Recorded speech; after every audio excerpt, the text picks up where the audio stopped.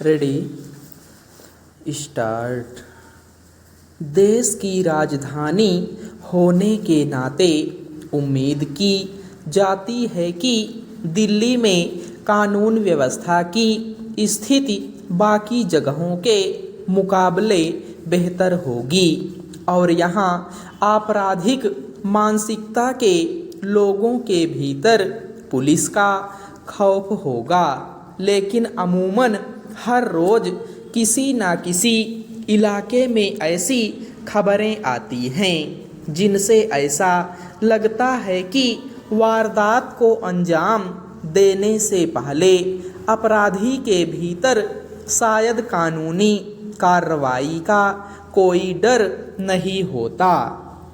हालत यह है कि मामूली बातों पर विवाद या फिर रंजिश का हल कुछ लोग हिंसक टकराव से करना चाहते हैं और इस क्रम में आए दिन किसी न किसी की हत्या की घटनाएं सामने आ रही हैं। बीते 2 दिनों में दिल्ली के अलग अलग इलाकों में आपसी रंजिश की वजह से 2 युवकों की हत्या की घटना ने एक बार फिर यही दर्शाया है कि लोगों के भीतर कानून का डर खत्म होता जा रहा है। उत्तम नगर थाना क्षेत्र में कुछ लड़कों ने एक युवक को पीट कर मार डाला। वहीं आनंद पर्वत इलाके में भी एक अन्य युवक की हत्या कर दी गई। दोनों मामलों में आपसी रंजिश को मुख्य कारण बताया जा रहा है। दिल्ली में हुई ये घटनाएं आए दिन होने वाली वारदात की महज कड़ियां भर हैं, जिनमें छोटी सी बात पर विवाद के बाद किसी की हत्या तक कर दी जा रही है। हाल ही में सड़क पर किसी बात पर सिर्फ बहस के बाद कुछ युवकों ने एक कंपनी के प्रबंधक की गोली मारकर हत्या कर दी। कुछ दिन पहले 85 साल की एक वृद्ध महिला से बलात्कार और हिंसा की खबर आई। ऐसी घटनाएं लगातार सामने आ रही हैं और बुजुर्ग तक सुरक्षित नहीं हैं। ऐसा लगता है कि पुलिस की भूमिका वारदात के बाद सिर्फ कार्रवाई की रह गई है, जबकि पुलिस की मौजूदगी और कानून व्यवस्था के दुरुस्त होने का प्राथमिक असर यह होना चाहिए कि किसी भी व्यक्ति को कोई गैरकानूनी काम करने से पहले यह भय हो कि खुद उसके साथ कानूनन क्या हो सकता है।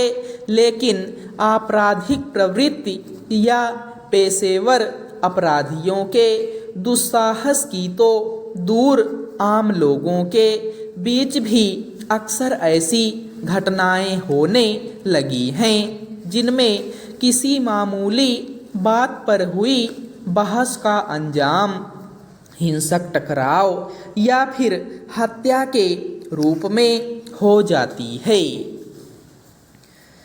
राष्ट्रीय अपराध रिकॉर्ड ब्यूरो के आंकड़ों के मुताबिक केंद्र शासित प्रदेशों में 2021 में महिलाओं के खिलाफ अपराधों की दर सबसे ज़्यादा दिल्ली में ही दर्ज की गई।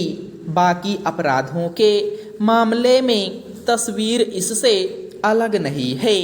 आखिर ऐसा क्यों है कि राष्ट्रीय राजधानी होने के बावजूद यहाँ अपराधों की दर बाकी इलाकों से ज़्यादा चिंता पैदा करने वाली है? सरकार और पुलिस के अधिकार क्षेत्र के मसले पर खींचतान का हासिल यह है कि बढ़ती आपराधिक घटनाओं की जिम्मेदारी तय नहीं हो पाती है।